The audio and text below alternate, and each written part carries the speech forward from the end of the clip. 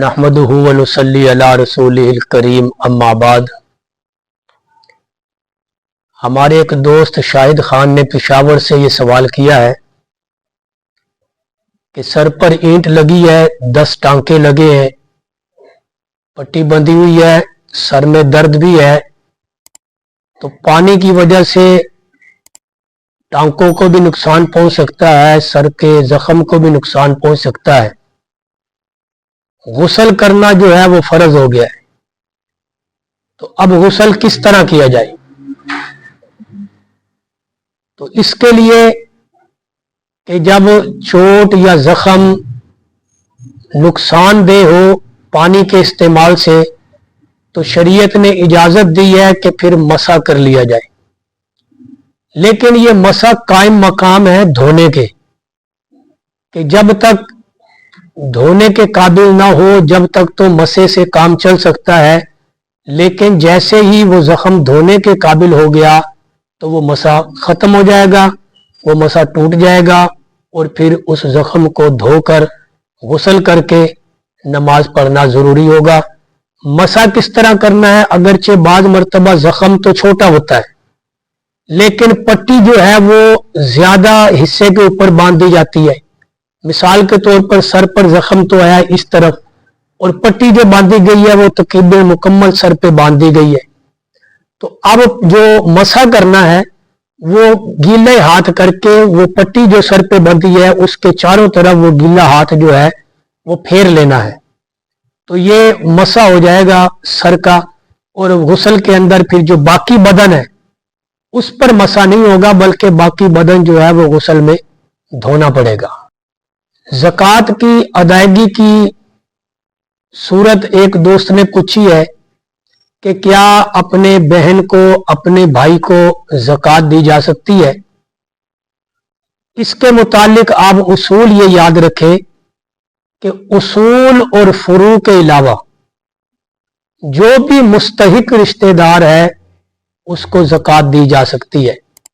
अब उसूल और फुरू किसे कहते हैं? उसूल असल से है, असल कहते हैं जड़ को, यानी किसी की भी असल उसका बाप है जिससे उसकी आगे नस्ल चली है।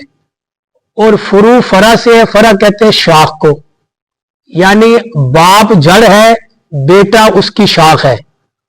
उसूल और फुरू के अलावा जो रिश्तेदार भी ज़कात का मुस्तहिक है उसे ज़कात दी जा सकती है। यानी बाप को ज़कात नहीं दी जा सकती, बाप की वैसे खिदमत करे ज़कात से हटके। और औलाद जो फरा है, बेटे को बेटी को ज़कात नहीं दी जा सकती, बेटे बेटी को वैसे तोहफतन जो है या विरासतन उनको दिया जाए। बाकी जो रिश्तेदारियां बाप और औलाद के अलावा बहन भाई और दीगर रिश्तेदार हैं, इनको अगर वो मुस्तहिक है तो ज़कात देना जायज़ है। नमाज किन चीजों से मकरूह होती है, ये एक दोस्त ने सवाल पूछा है। तो तफसील तो इसकी बड़ी लंबी है कि किन किन चीजों से नमाज जो है वो मकरूह हो जाती है। लेकिन चंद एक बातें जो है वो आप सुन लें कि नमाज के अंदर अगर कोई ऐसा फेल किया जाए कि देखने वाला समझे कि ये नमाज नहीं पढ़ रहा, अगर तो वो फेल अमले कसीर से कम है, वो काम जो है फेल से मुराद काम है, अमले कसीर से कम है तो वो काम करने से नमाज मकरूह हो जाएगी। और अगर वो अमले कसीर है तो नमाज सिर्फ मकरूह नहीं होगी बल्कि नमाज टूट जाएगी। अब अमले कसीर किसे कहते हैं?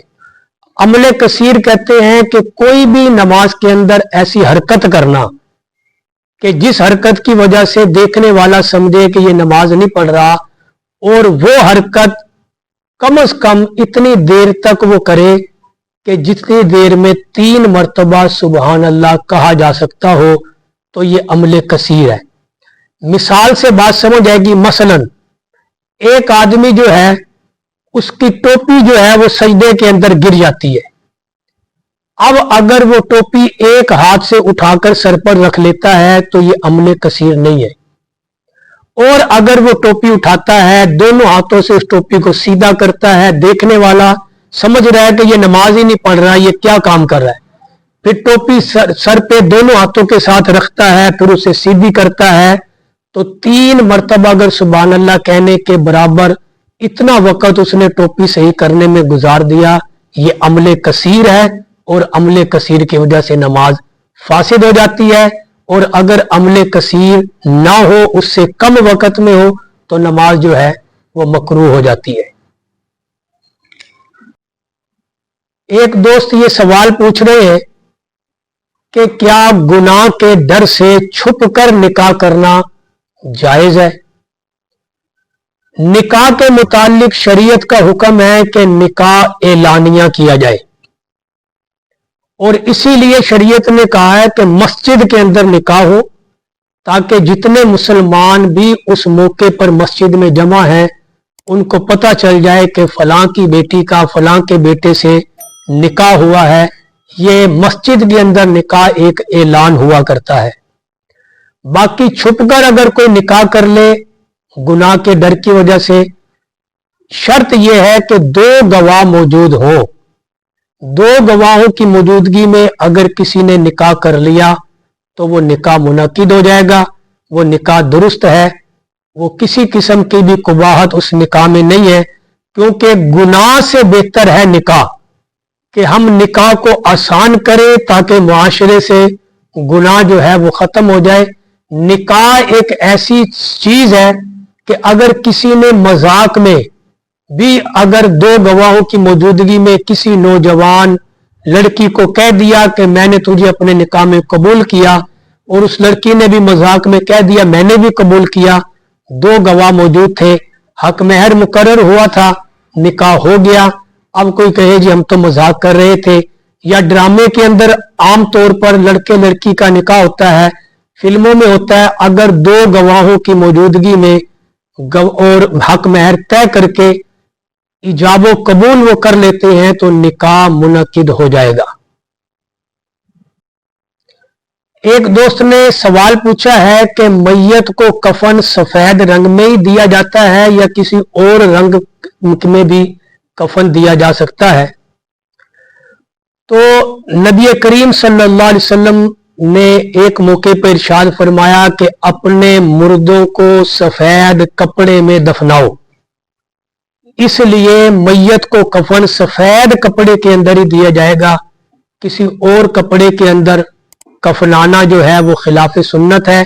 लेकिन बअमर मजबूरी कि कोई ऐसा मौका है जहां पर अब सफेद कपड़ा मुयस्सर ही नहीं है, मसलन मैदान जिहाद है, मैदान जिहाद के अंदर मुजाहिद शहीद हो जाते हैं, अब वहां उनके कफन दफन का इंतजाम करना है, वहां ना तो कोई मार्केट होती है जहां से हम कफन खरीद सके, अब ये मजबूरी है, तो बअमर मजबूरी रंगीन कपड़े में मैयत को दफनाया जा सकता है।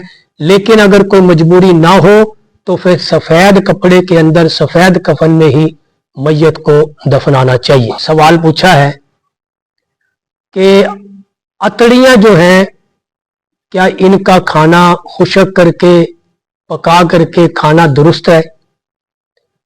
और इसी तरह एक दोस्त पूछ रहे हैं कि ओजड़ी जो है हलाल जानवरों की, इसका खाना कैसा है। तो अतड़ियों के मुतालिक ये मसला सुन ले कि अतड़ियाँ जो हैं वो जायज़ नहीं है उनका खाना, चाहे वो खुशक कर ली जाए, चाहे वो जिस तरह भी उनको जो है वो पका लिया जाए, तो अतड़ियों का खाना जो है वो दुरुस्त नहीं है, क्योंकि उनके अंदर गिलाजत होती है, गंदगी होती है। बाकी जो बात है ओजड़ी की, अगरचे ओजड़ी में भी गंदगी और गिलाजत होती है, लेकिन वो गंदगी और गिलाजत जो ओजड़ी के अंदर होती है वो पखाने में जाने से पहले वाली गिलाजत है कि ओजड़ी उसको रगड़ के अच्छी तरह हजम करने के बाद फिर जो अब फुजलात होते हैं वो पखाने के वाले हिस्से में जो है वो ओजड़ी भेजती है। तो इसलिए ओजड़ी का खाना मकरूह है, यानी कराहत है। अगर किसी की तबीयत नहीं मानती, कराहत आती है तो ना खाए। अगर किसी की तबीयत मानती है और वो ओजड़ी खा लेता है तो ओजड़ी का खाना जायज है, इसलिए कि इसके अंदर जो है किसी किस्म की कोई कुबाहत नहीं है। एक दोस्त ने सवाल पूछा है कि कुरान मजीद की तिलावत के दौरान वुजू टूट जाए तो अब कुरान पाक बंद करना है और वुजू के लिए जाना है, तो अब कुरान को हाथ बेवुजू लगाना जायज नहीं है, तो कुरान किस तरह हम बंद करेंगे। तो उसके लिए आपके पास अगर कोई इजाफी कपड़ा मौजूद है, रुमाल वगैरह होता है जेब में रखने वाला, या सर पे बांधने वाला, या कोई और भी इजाफी पाक कपड़ा मौजूद है, उस कपड़े के साथ उस कुरान को जो है वो बंद कर दिया जाए और फिर वुजू करके दोबारा तिलावत जो है वो शुरू कर ली जाए। लेकिन अगर किसी के सर पे कपड़ा बंधा है और इस तरह वो उस कपड़े को जो है वो पकड़ के कुरान पाक बंद करे, ये जायज नहीं है। या वो कमीज के पल्ले के साथ जो है वो कुरान पाक बंद करे, क्योंकि ये जो कपड़ा सर पे बंधा है, चाहे पगड़ी है चाहे वो रुमाल है, ये जिस्म के साथ लगा हुआ है, ये जिस्म का हिस्सा है। और इसी तरह पल्ला जो है ये कमीज का, कुर्ते का, ये भी जिस्म के साथ लगा हुआ है, ये जिस्म का ही हिस्सा है। जिस्म से अलग कोई कपड़ा हो उसके साथ कुरान को पकड़ा जा सकता है, कुरान को बंद किया जा सकता है और फिर जा करके वुजू किया जाए। एक दोस्त ये सवाल पूछते हैं कि आमतौर पर देखने में आता है कि नमाज के बाद मसाजिद के अंदर भी जाए नमाज का पल्ला थोड़ा सा मोड़ दिया जाता है। घरों में खवातीन भी जो हैं वो उसको तय लगा देती हैं थोड़ा डबल करके कि शैतान नमाज पढ़ जाता है इस जाए नमाज पर। देखें, अगर शैतान नमाजी बन जाए तो इससे बड़ी तो बात ही कोई नहीं, इससे अच्छी बात ही कोई नहीं है कि शैतान नमाजी बन जाए।